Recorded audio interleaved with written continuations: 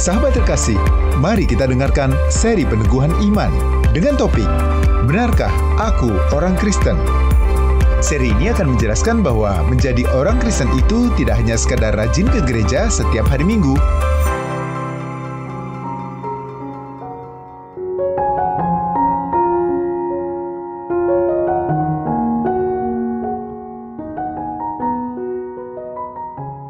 Benarkah aku orang Kristen? Aku sudah pergi ke gereja sejak kecil. Di sekolah minggu, kami banyak bermain dan mendapat banyak hadiah karena mengajak teman dan menghafal ayat Alkitab. Aku dibesarkan dengan kepercayaan pada apa kata Alkitab tentang Allah dan dunia ciptaannya. Semua itu masih kupegang sampai saat ini. Aku tidak pernah meragukan semua itu, dan dengan rajin beribadah setiap minggu, sampai aku menginjak usia remaja. Akan tetapi, aku memiliki sisi gelap dalam hidupku. Aku terobsesi dengan penampilanku, dan aku sangat ingin punya pacar. Aku mulai melirik siapa saja temanku yang ingin kujadikan pacar. Selain itu, aku sering sekali berhayal tentang seks. Di gereja, kami diajarkan bahwa berpikir tentang seks dan dekat dengan lawan jenis sebelum menikah itu tidak baik. Saya pun bertanya-tanya, benarkah aku orang Kristen? Apakah tidak cukup aku rajin ke gereja tiap minggu? Apakah kamu juga merasakannya? Kalau saat ini kamu merasa tidak yakin dengan gereja dan juga bertanya-tanya tentang apa artinya menjadi orang Kristen, aku berharap ceritaku bisa memberimu semangat dan membantumu berpikir tentang apa yang bisa kamu lakukan ke depan. Dalam perjalananku, aku sering bertanya kepada diriku sendiri, hal-hal yang menolongku memikirkan keyakinan dan perbuatanku. Aku akan membahasnya di ujung ceritaku ini. Semoga itu bisa menolongmu.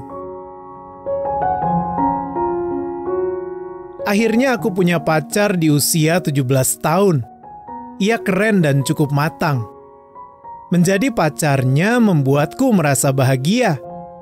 Kami banyak pergi bersama dan sangat dekat. Orang tuaku tidak tahu semua urusanku. Mereka tidak tahu aku suka pergi clubbing dengan teman-teman, minum-minum, berdansa, dan melakukan hal-hal yang tidak patut dilakukan remaja Kristen. Aku tetap pergi ke gereja tiap minggu, bahkan menghadiri persekutuan pemuda, dan melakukan semua yang harus kulakukan di depan mereka. Terkadang aku bertanya-tanya, apakah aku sedang menjalani kehidupan ganda? Namun, aku juga berpikir, apakah salah aku melakukan apa yang kusuka? Bukannya aku masih ke gereja tiap minggu? Aku masih Kristen, kan? Lalu suatu hari, seorang teman menunjukkan kepadaku jurnal doanya. Ketika membaca daftar doanya yang telah dijawab, aku berpikir, mengapa ia lebih peduli pada sebuah jurnal doa daripada mencari tahu tentang dunia luar di sana? Namun tiba-tiba aku merasa sangat malu. Aku berpikir teman-teman persekutuanku itu kurang gaul, dan karena itu aku lebih keren daripada mereka. Akan tetapi, saat itu aku disadarkan bahwa sebenarnya aku lebih mengasihi dunia daripada mengasihi Yesus. Suatu pagi aku terbangun dan merasa seakan dunia berhenti. Rasanya waktu diam terpaku dan yang ada hanya aku dan Allah. Di benakku terlintas pemikiran paling menakutkan. Aku akan masuk neraka. Dan aku memang pantas ke sana. Pagi itu aku sadar, tidak peduli berapa banyak yang sudah ku ketahui tentang Yesus, atau serajin apa aku ke gereja, aku belum pernah benar-benar menyerahkan hidupku kepadanya. Saat itu juga, aku tahu aku harus berhenti membela gaya hidupku dan harus mengakui bahwa semua itu memang dosa. Aku pun berdoa dan memohon Allah mengampuniku, memintanya menolongku benar-benar mengenal Dia dan membantuku belajar mengikuti Dia sesuai kehendak-Nya. 1 Yohanes 2 ayat 15 dan 16 berkata, "Janganlah kamu mengasihi dunia dan apa yang ada di dalamnya. Jikalau orang mengasihi dunia, maka kasih akan Bapa tidak ada di dalam orang itu. Sebab semua yang ada di dalam dunia, yaitu keinginan daging dan keinginan mata, serta keangkuhan hidup, bukanlah berasal dari Bapa, melainkan dari dunia." Bagiku, kembali kepada Allah adalah perjalanan yang panjang dan lambat. Aku tidak langsung berubah dan masih bergumul untuk meninggalkan kebiasaan dan gaya hidupku yang lama. Akan tetapi ada satu perubahan yang jelas terjadi. Aku berhenti berhayal tentang seks. Jika pikiranku mulai kemana-mana, aku merasakan suatu sensasi seperti sengatan listrik yang menarikku kembali kepada kesadaran. Aku mulai merasa bersih. Pikiranku ingin terus tertuju kepada Allah daripada hawa nafsuku. Aku pun mulai melihat dunia dan hidupku dengan cara yang benar-benar baru. Ketika kita mempercayai Yesus, itu tidak berarti kita takkan lagi jatuh dalam dosa, kegagalan, dan kesalahan. Namun, Dia akan menolong kita mengubah sikap kita terhadap dosa. Orang berdosa mengejar dosa dan mencintainya, tetapi umat Allah tergelincir ke dalam dosa dan membencinya. Pada akhirnya, kita harus memilih hidup untuk diri sendiri atau untuk Allah. Ada banyak bahaya dalam kehidupan bergereja. Yang paling ngeri adalah mengira sudah diselamatkan, padahal kenyataannya belum. Aku sudah mengalaminya sendiri. Alkitab mengatakan, "Jika kamu mengaku dengan mulutmu bahwa Yesus adalah Tuhan dan percaya dalam hatimu bahwa Allah telah membangkitkan Dia dari antara orang mati, maka kamu akan diselamatkan." Menurut Roma pasal yang ke-10 ayat yang ke-9. Jika kita bersungguh-sungguh, hidup kita akan berubah. Kita akan masuk ke dalam sebuah hubungan dengan Allah sendiri. Karena itu Alkitab berkata, "Selidikilah dirimu. Apakah kamu tidak yakin akan dirimu bahwa Kristus Yesus ada di dalam diri kamu?" 2 Korintus 13 ayat yang ke-5.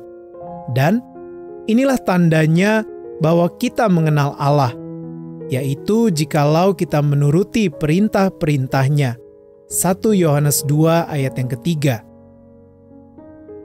Jika aku tidak pernah sungguh-sungguh menyelidiki diriku di hadapan Allah dan bertanya untuk siapa atau apa aku hidup, mungkin aku akan terus mengira bahwa aku seorang Kristen hanya karena aku rajin ke gereja dan tahu banyak isi Alkitab di kepalaku.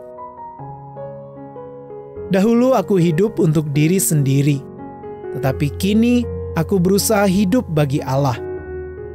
Memang tidak mudah, tetapi aku terus menguji diri di hadapan Allah dan bersandar kepada Roh Kudus untuk mengubahku menjadi pribadi yang diinginkannya. Aku tahu hidupku kini milik Tuhan Yesus dan kematiannya telah menebusku dari hukuman dosa. Aku tahu aku sudah diampuni. Bagaimana cara menguji diri? Apa yang harus kita selidiki? Coba tanyakanlah hal-hal ini. Pertama, hubungan dengan Allah. Inginkah kita mengenalnya ataukah itu membosankan? Berdoa dan membaca Alkitab memang berlawanan dengan naluri kita. Orang-orang Kristen yang sudah lama mengenal Allah pun masih bergumul untuk teratur melakukannya. Namun dua hal itulah cara untuk lebih mengenal Allah.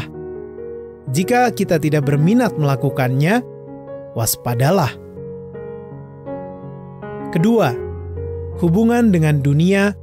Apakah kita semakin dipengaruhi dunia atau melepaskan diri dari pengaruhnya? Seorang teman pernah mengatakan bahwa mengucapkan sumpah serapah tidak salah, karena itu hanya kata-kata. Dan jika kita tidak berniat jahat, itu tidak salah. Meskipun Efesus pasal yang keempat ayat 29 berkata, "Janganlah ada perkataan kotor keluar dari mulutmu, tetapi pakailah perkataan yang baik untuk membangun." Waktu itu alasannya kedengaran masuk akal. Namun, sekarang aku akan bertanya, kalau tidak niat, mengapa harus diucapkan? Mengapa tidak berhenti saja? Bersumpah serapah adalah contoh kecil. Apakah kita mencoba membenarkan hal-hal yang tidak menyenangkan Allah? Jika benar-benar ingin mengikut Tuhan Yesus, kita tidak akan merasa nyaman ketika lebih mengasihi dunia daripada mengasihi Allah. Ketiga, hubungan dengan sesama. Siapkah kita mengampuni atau masih menyimpan kesalahan orang lain? Aku pernah membenci teman sekolahku yang sering mengejekku, dan aku ingin membalasnya. Namun, setelah percaya kepada Yesus, sikapku berubah.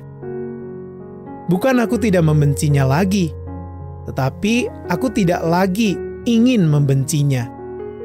Menyerahkan hidup kepada Yesus memang tidak membuat kita takkan pernah lagi marah atau berpikiran buruk.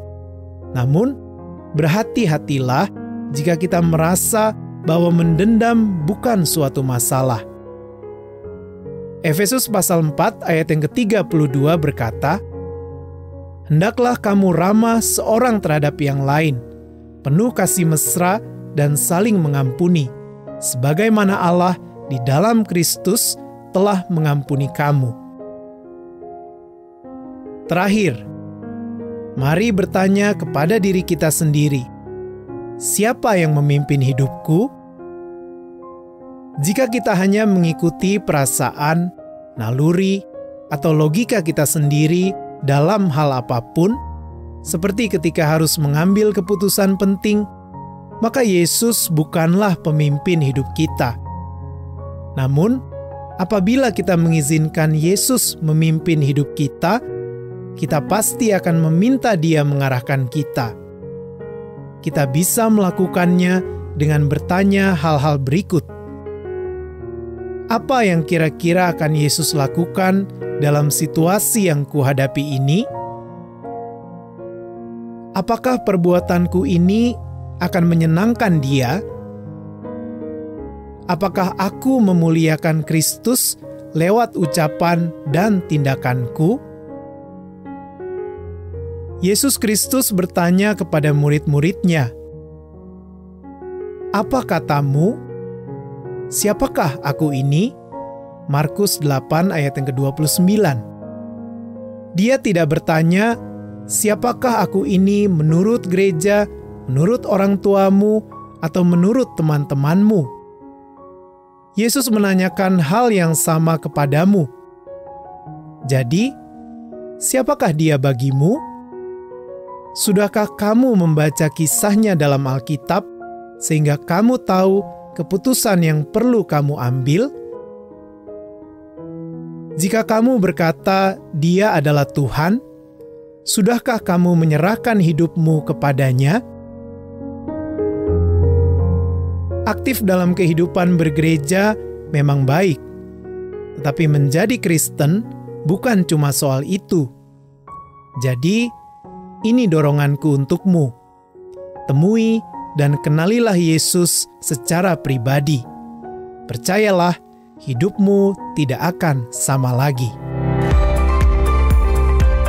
Itu tadi seri peneguhan iman dari Our Deliberate Ministries. Untuk berlangganan renungan kami, silakan daftarkan diri Anda melalui situs santapanrohani.org.